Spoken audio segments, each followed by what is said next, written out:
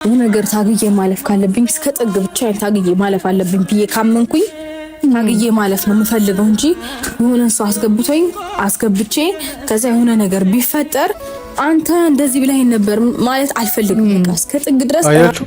ይሄ በጣም የብልህ ሰው በቃ ውሳኔ የብልህ ሰው አካሄድ ነው። አሁን ሩታ እየመረጠች ያለችው ምንድነው ያለችው? ባጭሩ በቃ በተዳሪ መሀል ማንም እንደዚህ አድርገ ብሎ እንዲወስንልኝ አልፈልግም። ማድረግ ያለብኝን ነገር በጣም በራሴ በደንብ አስቤ መወሰን ያለብኝን ነገር ወስናለሁ እንጂ ኋላ ተጠያቂነትን ማድረግ አልፈልግም እያለች ነው። ምን አይነት ብስለት ነው? እኔ አሁን ሩታ ማለት ነው ጭራሽ ለአብርሽ ተበዛበታለች፣ የምር ተበዛበታለች። ምን አይነት ብስለት ነው ይሄ? አብርሽ እንደምታውቁት እንግዲህ ይቅርታ መጠየቅም ሲፈልግ ጓደኞቹን ነው የሚልከው። በቃ የተለያዩ ነገሮችን ለማድረግ ሲፈልግ በቃ በጓደኞቹ እንደዚህ ዙሪያ ጥምጥም ምናምን ነገር ሄዶ ነው። ግን ሩታ ፈጽሞ ከሱ ጋር ተቃራኒነት፣ በቃ ሙሉ በሙሉ ተቃራኒ ማለት ነው። ምናልባት በዚህ አጋጣሚ ያላገባችሁ ወንዶች ይህን ቪዲዮ እያያችሁ ከሆነ አሜን በሉ። እንደ ሩታ አይነት በቃ ጸደይ ሚስት ፈጣሪ ይስጣችሁ፣ አሜን በሉ። እንደዚህ አይነት ነገር ውስጥ ስማቸው ሊነሳም ሊወቀሱ በጭራሽ አይገባም። ሰላም ውድና የተከበራችሁ እንደተለመደው እንግዲህ እነሱ ሰላምታቸውን አቅርበው እስከሚገቡ ድረስ እኔም የራሴን ሰላምታ ለእኔ ቤተሰቦች ለእንደ ተመልካች ቤተሰቦች አቅርቤ ልግባ። እንዴት ናችሁ? ያው ቀን በቀን ነው የምንገናኘው ምናምን ነገር አንጠፋፋም ብዬ አስባለሁ። ከዚህ በኋላ ምናምን ነገር ሁሌም እንግዲህ ሰላም ሁኑልኝ። እኔ እግዚአብሔር ይመስገን ደህና ነኝ። ዛሬም እንግዲህ የሩታን ምላሽ ከሩታ እህት ጋር በመሆን ሩታ የሰጠችውን ምላሽ አንድ ላይ እያየን እንደተመልካች ያለንን አስተያየት ለመስጠት ነው የመጣ ነው። እንደተለመደው እንግዲህ ቪዲዮአችንን ስንጀምር ላይክ እያደረገን እንጀምራለን። ደግሞ በጣም እያበረታታችሁኝ ነው። ሰሞኑን 3000 ለመግባት ትንሽ ነው የሚቀረን። በዛሬ ቪዲዮ የቻልነውን መጠን ገፋ እናደርጋለን። ይቺን ሳምንት እስከ እሁድ ምናምን ነገር ሞልተን እንትን ለማድረግ 3000 በቃ ድፍን ለማድረግ እንሞክራለን። ለምታሳዩኝ ፍቅርና በጣም ከልብ አመሰግናለሁ። ብቻ ወሬ አላብዛባችሁ፣ በቀጥታ ወደ ቪዲዮ እንግባ። ነገሮችን ያባብሳል እንጂ ምን የሚፈጥረውም ነገር የለም ብለን ስለምናስብ ነው እኛ ፋሚሊ። እኔ ግን ማለት ነው በጣም ግርም የሚለኝ እንዴት ሰው እንደ ቤተሰብ በቃ የበሰለ ይሆናል ማለት ሙሉ ቤተሰቡ እንዴት የበሰለ ይሆናል?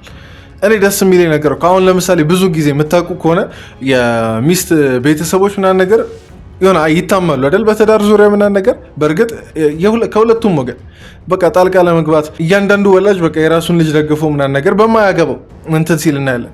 ግን አሁን በነሩታ ፋሚሊ እያየን ያለነው ነገር በቃ ፈጽሞ ተቃራኒ ነው። በቃ አንዳቸውም እስከዛሬ ድረስ ከሩታ እህትም ምናምን ነገር ቤተሰቦች እናትየውም ጭምር አንዴም በቃ በእነ አብርሽ መሀል ጣልቃ ሲገባ አላየንም።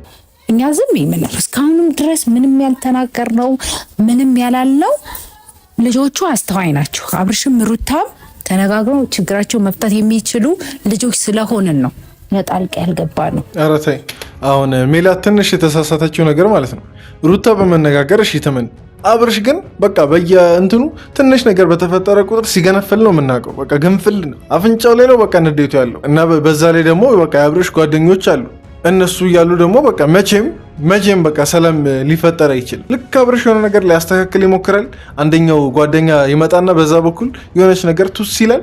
በቃ ከዛን በቃ እንደገና ትዳራቸው መበጥበጥ ይጀምራል ማለት ነው። እኔ እንደውም እንደሚመስለኝ ከሆነ ማለት ነው በዋነኝነት ከአብርሽ እነዛ ጓደኞቹ ዞር ቢሉ ሰላሙን እና ነገር የሚያገኝ ነው የሚመስለኝ እንጂ ያን ያክል አብርሽም እኮ አሁን የማስተዋል ችግር ኖሮት አይደለም። ትንሽ እንደሚያስተውል እናውቃለን። ግን እነሱ ዞር ማለት አለባቸው ነው። ስለዚህ እናንተ ማስተዋል የሌለባችሁ አንዳንድ ልጆች አላችሁ። በመሀል ገብታችሁ ይፋቱ እንትን ይበሉ የምትሉ ልጆች ነገ ለእናንተም ትዝብት እንዳይሆን በጣም እዚህ ጋር በጣም ቆንጆ መልእክት ነው ያስተላለፈችው ሜላት የሩታ እህት ማለት ነው። እኔም ኮመንት ላይ አንዳንድ ሰዎች ምናምን ነገር አላችሁ ማለት ቀጥታ እኔ ከዚህ በፊትም ብያውቃለሁ። ያው ይሄ ቻናል እንደ ተመልካች ቻናል አይደል? አስተያየት ብቻ እንደ ተመልካች የታዘብነው ነገር እንሰጣለን እንጂ ለመወሰን ለመፍረድ ምናምን ነገር ማናችንም አያገባንም። ምክንያቱም ነገ በእኛ ህይወት የሚከሰተውን ነገር ምንም ስለማናውቅ ማለት ነው። ምክንያቱም በፈረድነው ነገር ሊፈረደብን ይችላል።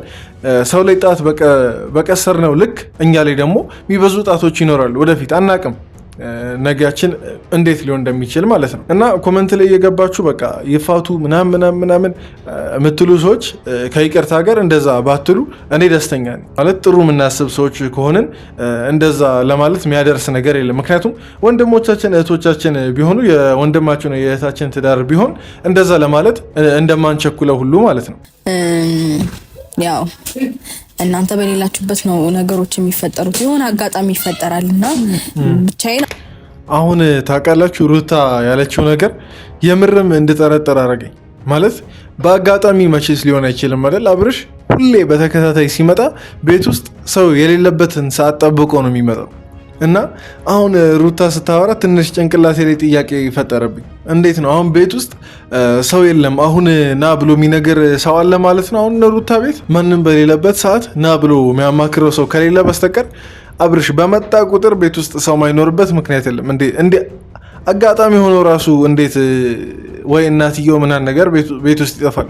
አስቡ። ለዛውም ማዘር ማለት አራስ ልጅ ቤት ያስቀመጠች እናት ናት። ስለዚህ አብዛኛውን ሰዓት ቤት ውስጥ ልታሳልፍ ትችላለች እንጂ በምንም አይነት አጋጣሚ ያን ሁሉ ሰዓት አብርሽ ሲመላለስ እንደዛ ጫጫታ ሲፈጠር ምናምን ነገር ከቤት ይህን ያህል የምጠፋበት ምክንያት የለም። በራሴ መንገድ ነገሮችን ሶልቭ ሳረግ ቆይቻለሁ። ማለፍ ያለብኝ ነገር ታግዬ ማለፍ ካለብኝ እስከ ጥግ ብቻ ታግዬ ማለፍ አለብኝ ብዬ ካመንኩኝ ታግዬ ማለፍ ነው የምፈልገው እንጂ የሆነ ሰው አስገብቼ ከዛ የሆነ ነገር ቢፈጠር አንተ እንደዚህ ብለኸኝ ነበር ማለት አልፈልግም። እስከ ጥግ ድረስ ራሴ ወንጀበት። እኔ ግን በጣም ከሩታ የሚገርመኝ ነገር ማለት ነው በቃ ነገሮችን ስታስብ ከራሷ አንጻር ብቻ አይደለም የምታስበው፣ ማንም እንዳይጎዳ በሚልም ጭምር ነው የምታስቡ። ማለት ለቤተሰቧ ክብር ምን ያክል የምትጠነቀቅ ሰው እንደሆነች ከዛሬው ቪዲዮ መረዳት እንችላለን። በጣም ለቤተሰቧ የምትጠነቀቅ የቤተሰቧን ክብር በቃ ላለማስነካት ደፋ ቀና የምትል ሰው ናት። ስንት ችግር እያየች ስንት አይነት በቃ ሀዘን በቃ መጎሳቆል የልብ ስብራት እያጋጠማት አንድም ቀን ያንን ሀዘኗን ቤተሰቧ ላይ ጥላ አታውቅም። ያንን ኃላፊነት በቃ የራሴ ነው ብላ ስትወጣ ነው እስከዛሬ የምናየው እንጂ አንድም ቀን እህቷ ነው ወይ በቃ እንደዚህ እናቷ ነው ወይ የሆነ ሰው እንደዚህ አስከትላ ምናምን ነገር በትዳሯ ላይ ችግር ስትፈጠር አንድም ቀን ያየንበት ጊዜ የለም። እና ለአንዳንድ ሴቶች በጣም ትምህርት ይሆናል ብዬ አስባለሁ።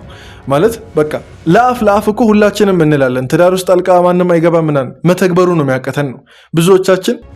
ብዙዎቻችን ብዬ ራሴንም አካተትኩ፣ እኔ ገና ታዳጊ ወጣት ነኝ። ግን ብዙዎቻችሁ መተግበሩ ላይ የላችሁ እውነት ለመናገር ማለት ነው።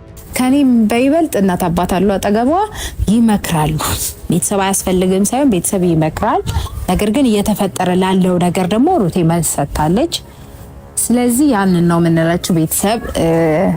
እናመሰግናችኋለን። በቃ ለዛሬ ይሄንን ነው የምንላችሁ። ሰላም ሁኑልኝ አይደል? ባይ።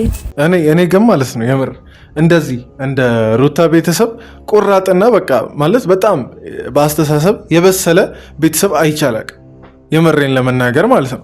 አሁን እኮ እንጂማ እንደነ አብርሽ ጓደኞች እንደነ አቤል እንደነ ብሩክና ነገር መሆን የሚከብዳቸው ይመስላችኋል? ምንድነው ያደረጉት? እና አቤል ምናምን ነገር ልክ በመካከላቸው ትንሽ ክፍተት ሲፈጠር ሮጦ ሄደው ለአብርሽ ሄርሜላን ለማጨት ምናምን ነገር ፍቅሯን ተቀበል ምናምን ያደረጉትን ነገር እንግዲህ ለነተ ማብራራት አይጠበቅብኝም።